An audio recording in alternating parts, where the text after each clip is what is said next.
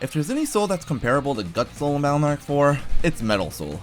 Both souls have a way of increasing damage on non-element chips, and both have a melee ranged punching attack for their charge shot. Unfortunately for me, my subscribers decided that after the Gut Soul run, I should do Metal Soul next. So, here's my Balnark 4 Metal Soul only challenge run. The rules for this challenge run are simple. I would play through the first easy mode of Balnark 4, but have to keep the Metal Soul patch card active at all times. The Double Soul patch cards come with the battle HP bug, which causes my HP to drain constantly throughout a battle, leaving me at 1 HP for the majority of the run. To make these runs a bit more difficult, I'm also limiting my folder options to ones that fit the theme of each Double Soul, with Metal Soul having the ability to charge non-dimming elementless chips and breaker chips for double damage. These are the ones I'll be using in the run. And yes, this means I do in fact have access to the best chip Capcom ever designed in this run. Support chips like Area Grab or Panel Grab and others which don't deal damage directly are also allowed, but I'm sticking with the ban on Invis and recovery chips for more of a challenge. For my customizer, I'm once again going to use HP Plus programs and Buster programs in the run, but avoid Custom Plus programs. Lastly, Buster Max is off the table for obvious reasons. We'll start off once again by looking at the early game folder. It's honestly about as good as it was for Gut Soul. Once again, I have Cannon, Vulcan, and Mini Bomb chips to use, as well as access to early guard chips. But this time, the damage output of each chip is different. Since Metal Soul charges chips for double damage, the damage on any chip that starts off higher than 30 ends up doing more damage than they did with Gut Soul.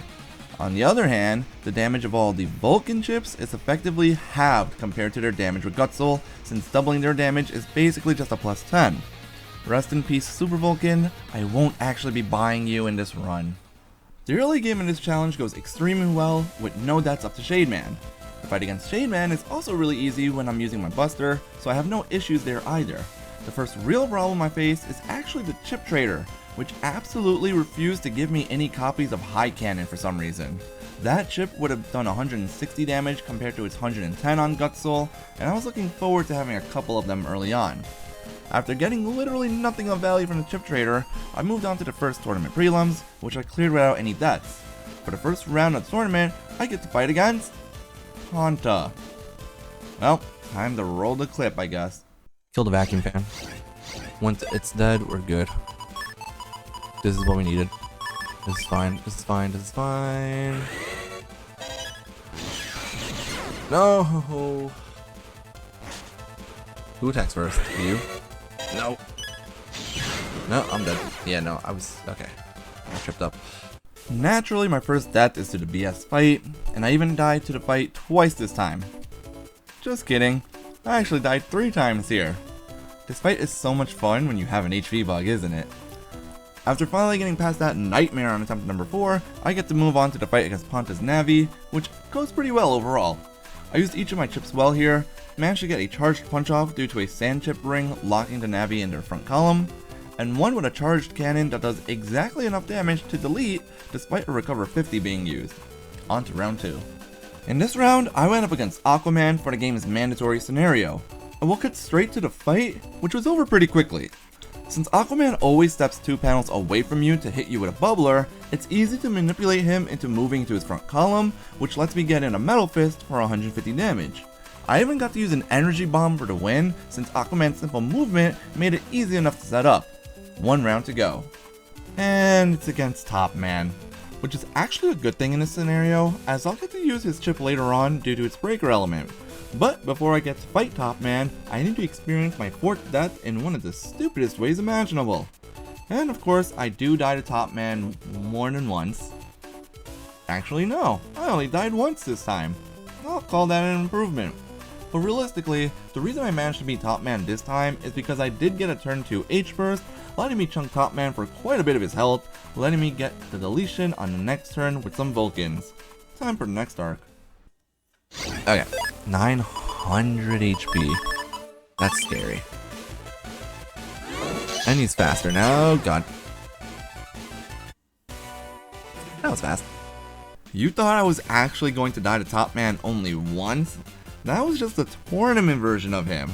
Top Man Beta is a whole different story, and to that version I died twice, after which I decided to give up on getting the Top Man chip for now, so I could just move on with my life and try again later. Getting Castillo tickets for mail ends up going horribly as well, as I experienced my 8th death due to me literally panicking when trying to dodge a Melody virus who jumped earlier than I expected. I then die in the park area to Moloko virus that I walked into for some reason, and death 10 right afterwards to another Moloko virus that made me think I was losing my mind. If he steps up, he dies. If he doesn't, too bad. Step up. No! Oh my god, come on. Of all the stupid ways to die. Seriously? I died to an area grab. This is getting a bit ridiculous. But at least I managed to get revenge on that heal Navi with a nice sand ring to air hockey combo. I'm going to love using these chips. Speaking of which... Oh, I'm about to have the best chip in the game. Unironically, Super Vulcan is for chumps. We have... Air Hockey 3. I now have access to the greatest chip that ever existed in Battle Network history. I have no idea how I forgot that you get this chip in the lotto codes, but I'm glad to see how excited it made me when I realized it. Of course, this won't save me from my 12th stupid death, but it'll be helpful in tournament fights at least. Before the next tournament, however, I need to stop robots from going haywire in the amusement park. Getting through the first 2 toy Robocomps was easy and deathless, and is where I left off on my first night of this challenge. On night 2, I continue with the other 2 toy Robos, where I experience a dumb death walking into a Moloko virus, causing me to have to do the entire last robot comp again, just like in my Proto Soul run. I don't learn from my mistakes sometimes. Shademan was of course another simple fight, since I just had to keep spamming my buster until I could hit him with a Dark Sword. After I dealt with Shademan, I breezed through the point collecting segment of the game, and started the first round off against Flav. Again. Still haven't seen Crusher in 3 playthroughs of Battle Network 4 so far. Unlike in the Gut Soul run, I did manage to beat Flav on my first attempt here, though it was a close fight. Metal Soul's Breakbuster actually comes into play here, since I can destroy all the obstacles that Flav uses with a single shot, making the fight a bit easier. Fighting while blinded is still just as annoying though, and in the end, I managed to deal a good chunk of damage using a charged Air Hockey 3, letting me win 2 turns later with a charged up spreader. Round 2 put me up against Woodman, where I actually didn't care about dodging his wood towers during my park area run, since my HP is basically gonna be at 1 most of the time anyways. I did end up dying to a Dharma virus on my way to Woodman, but also made it to the back of Park Area 3 afterward, letting me start the next match. Breakbusters are valuable in this fight as well, since that ability was letting me destroy the logs that Woodman sent towards me in 1 shot. Ironically though, I made this fight more difficult on myself with the weird panel grabs I did, which made it impossible to use my Air Hockey 3 chip effectively.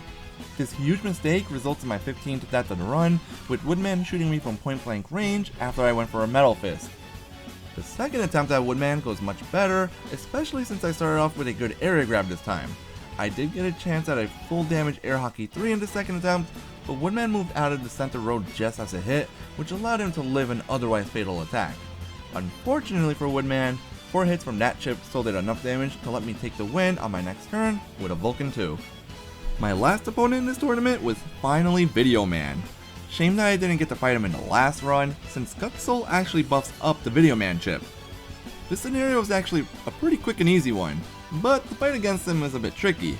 The VCR tape that spawns in our first columns has to be destroyed before you can really do anything to damage Video Man, so that was my priority when needed.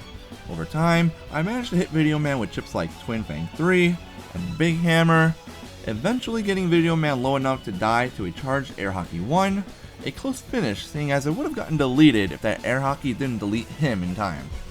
Last up in this section of the game is Aquaman DS, who I was underestimating a little bit. I was hoping he would use his bubbler attacks to let me set up easy Air Hockeys, but instead I completely whiffed my first one, and he hit me with a cannon in retaliation.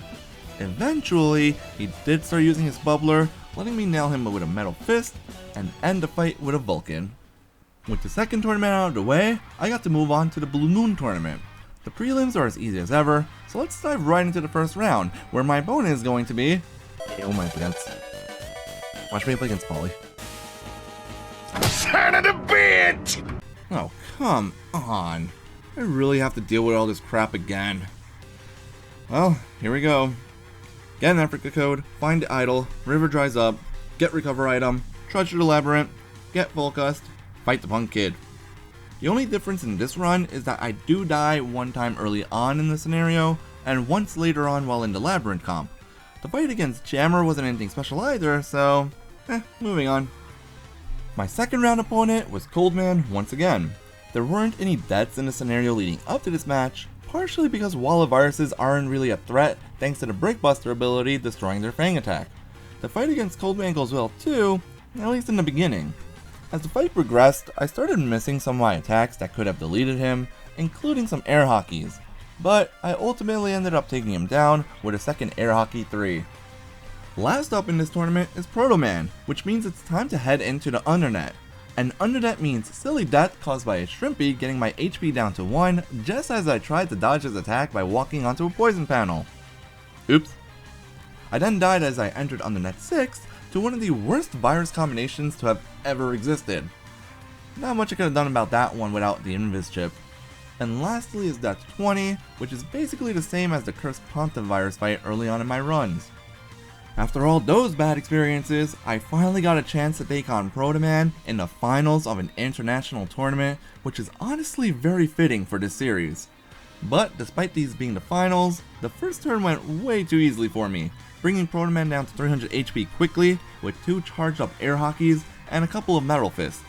On turn 2, Proto Man finally starts using step swords instead of only going for hero swords, so I start missing some of my attacks.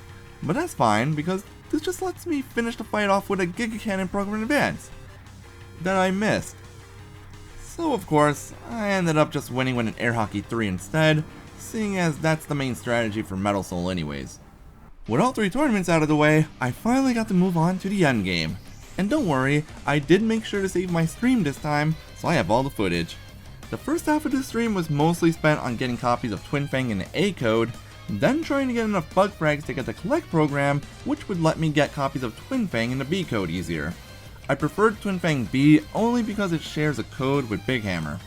While collecting bug frags, I did die in Undernet 6 to the same virus fight once again. That place sucks. After just over an hour of trying to get these chips, I finally took on Laserman in the Asteroid comp. Laserman's easy.